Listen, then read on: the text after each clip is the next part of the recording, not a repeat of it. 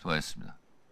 우리 천대엽 대법관님, 오늘 처장 자리로 직역으로 왔습니다. 대법관이시잖아요. 예. 지금 말씀하신 부분이 좀 가증스러워서 제가 지적하고자 합니다. 자, 지금 말씀하신 부분 여러분 기억하시고요. 천대엽 대법관님, 간첩 조작 사건 재심에서 무죄 난 거 다 알고 계시죠? 그거 대법관들이 한 겁니다. 조용히 계세요. 간첩 조작 사건 검사가 써준 대로 공소장대로 판결한 법원의 흑역사 있습니까 없습니까? 말씀드린 바와 같이 그 판결에 대한 비판 그리고 이제 있습니까 없습니까? 있다는 말씀드립니다. 그렇죠? 그거 최종심 대법관이 했죠? 맞아요 틀려요? 예, 말씀하신 대로입니다. 지금 방금 하신 우리 천대엽 대법관께서 말씀하신 부분과 다르잖아요. 재심이라는 시스템을 통해서 그런 부분이 이제 구제가 그런데 그것이 한두 건이었습니까? 그것이 방금 김기표 의원 질의에 천대엽 대법관께서 대법관이 법률과 양심에 따라서 재판한 사례로 비춰볼 때 대법관들이 판결한 것은 지고지순한 영롱한 진리입니까? 불변의 진리입니까? 재심에 의해서 구제될 부분은 당연히 구제돼야 된다고 생각합니다만은 현재 진행 천대엽 대법관님, 예. 간첩 조작 사건 재심에서 무죄 받은 판결을 제가 여러 번 읽어봤어요. 검사가 써준 공소장대로 공소장에서 오탈자가 있으면 판결문에도 오탈자가 있더군요. 그것을 대법관들이 한 짓이에요. 지금은 그렇지 않다라고 말씀하시겠죠? 과연 그럴까요? 정말 떳떳하다면, 떳떳해지고 싶다면 그 이전의 법원의 흑역사, 그 부분에 대해서 대법원에서 반성하고 성찰하고 국민들께 사과하고 했습니까? 저희들 알기로는 과거사에 대해서 저희 법원의 기존의 대법원에서도 그것이 지금 되풀이되고 있지는 않나 하는 의심은 없습니까? 그러지 않기 위해서 저희들이 항상 최선을 다하고 있다고. 그렇기 때문에 답변하실 때도 그 부분을 염두에 두고 겸손하게 답변하시기 바랍니다. 지금 말씀하신 부분은 과거의 흑역사가 전혀 없다는 듯이, 그래서 제가 한 말씀 드리는 겁니다. 문영배 재판관이 본인의 뭐라고 썼는지 아세요? 지금 판사들이 자유롭게 판결할 수 있는 것에 대해서 판사들이 한 일은 아무것도 없다. 골방에 앉아서 공부밖에 한 것도 없다. 수많은 사람들이 죽어가고 민주화 운동을 할 때 그 덕으로 판사들이 비교적 자유롭게 지금 재판하는데 그 부분에 대한 성찰이 없다라고 준엄하게 꾸짖고 있어요.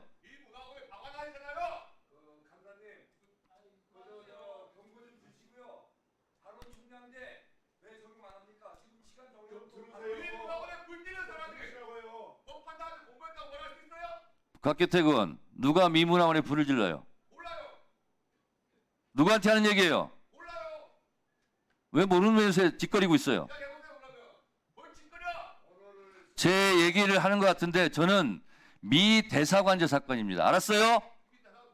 똑똑하게 불 질렀다고요? 밖에 나가 떠들어봐요. 즉각 사법 조치할 테니까. 사람이 정말 기사에 대해서 한번 얘기해보게. 기사에 대해서 검색 한번 해보게.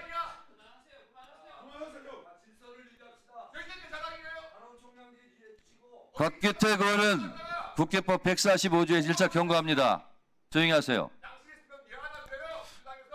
1차 경고합니다. 전두환 독재하고 싸운 게 뭐가 미안하다고 그러는 거예요? 당신은 뭐 했어 그동안?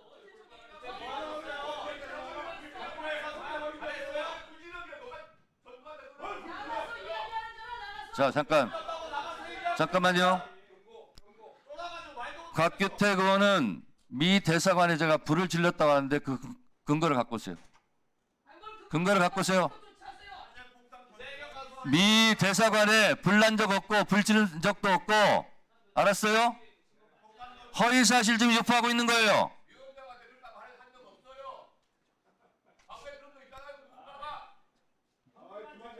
누가 했어요? 미 대사관에 불지른 사람 누가 있냐고. 모르면 조용히 하세요. 떠들지 말고 입 다무세요. 미 대사관에 누가 불질러요? 대사관저라고. 불지른 적 없다고. 알았어요?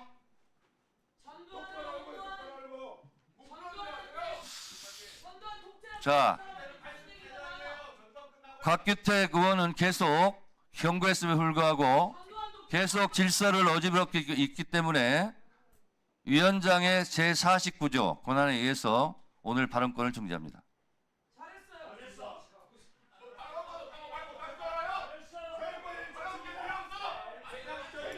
자, 다음.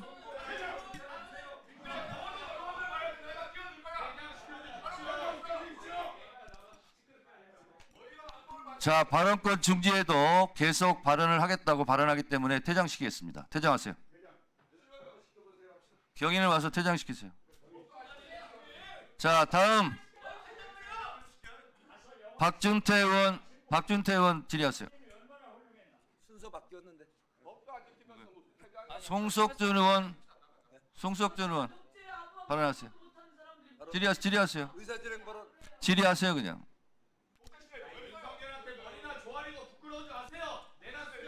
곽기택 의원은 퇴장하세요. 퇴장을 명했어요. 퇴장을 명했어요. 퇴장을 명했어요. 퇴장하세요. 퇴장하세요. 계속 허위 사실을 유포하고 있어요. 퇴장하세요. 퇴장하시기 바랍니다.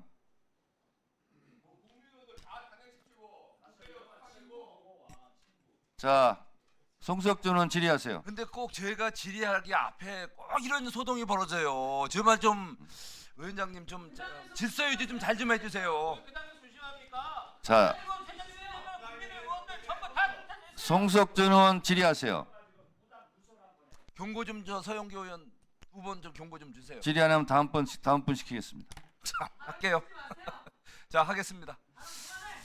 우리 경기 남양주병 김용민입니다.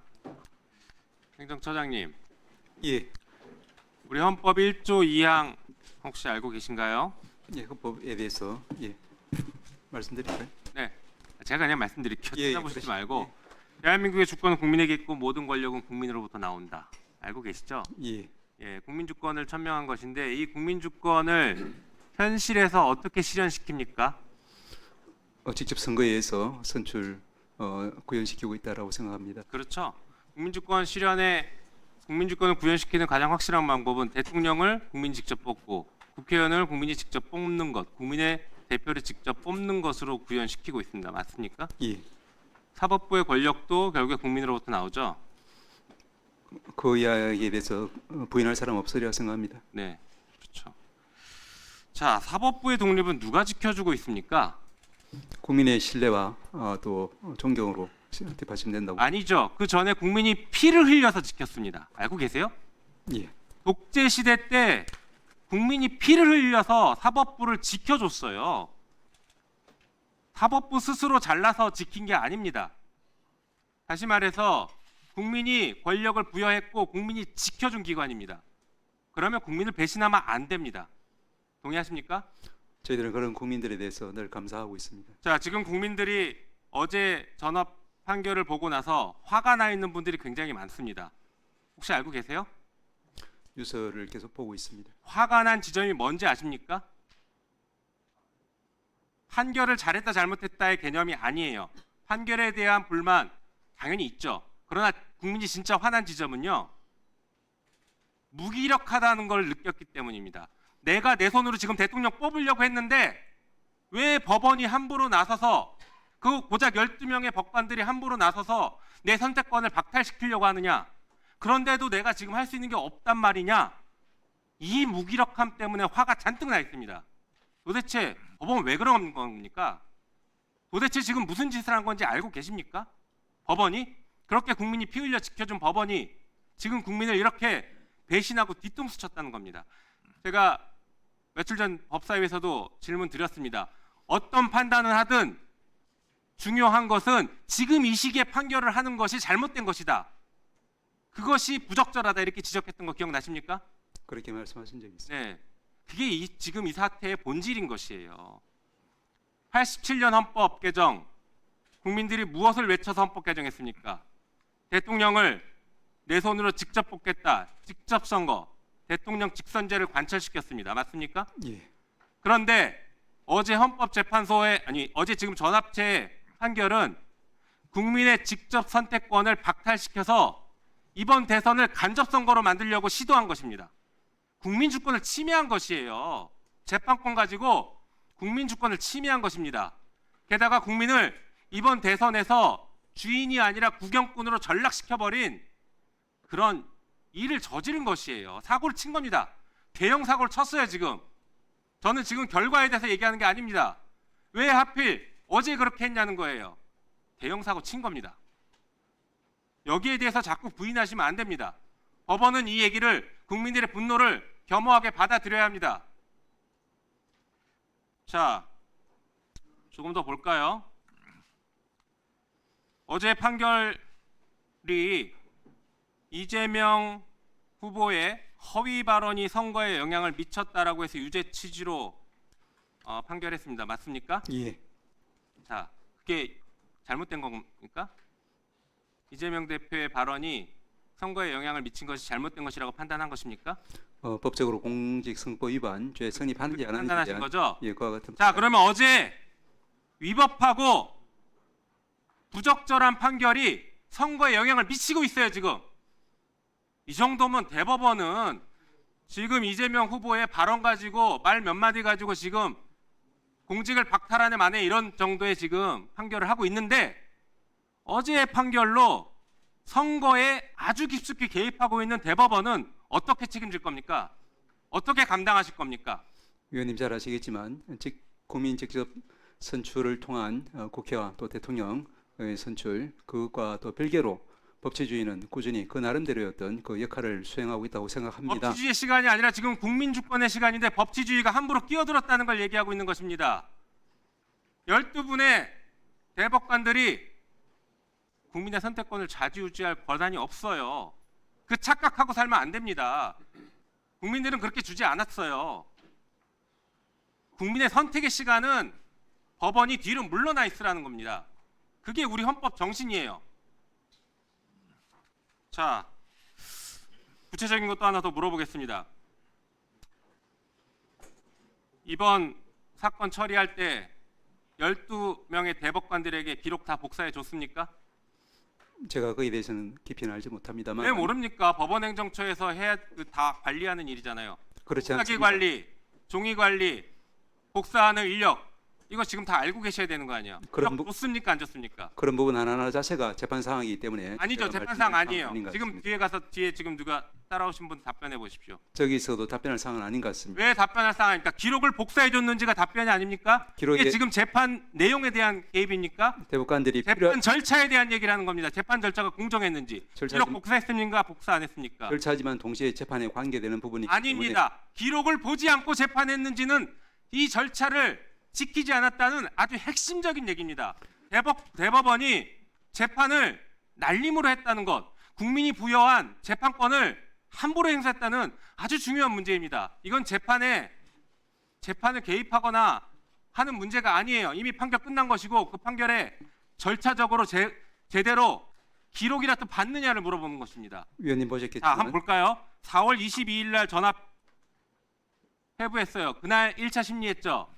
22일 날 예. 하루 만에 기록 7만 건을 12명에게 복사해 줄 수 있을까요? 복사해 줄 수도 없고 복사해 줬어도 안 읽어보고 1차 심리했다는 겁니다. 4월 24일 날 2차 심리했습니다. 그때 기록 봤을까요?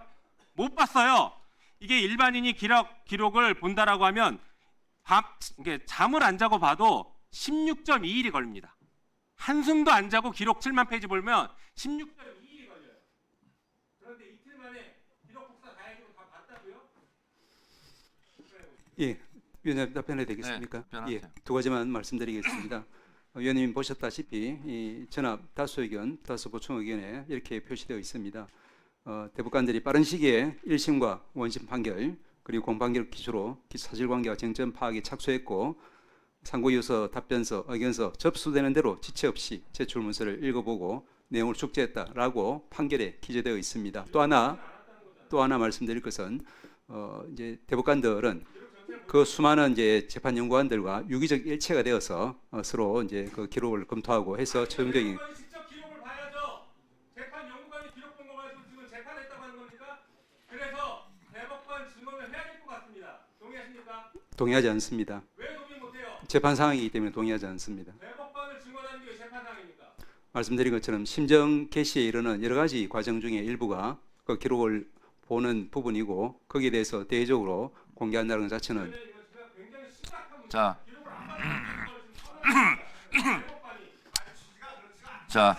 자, 발언을 이제 정리해 주시고요.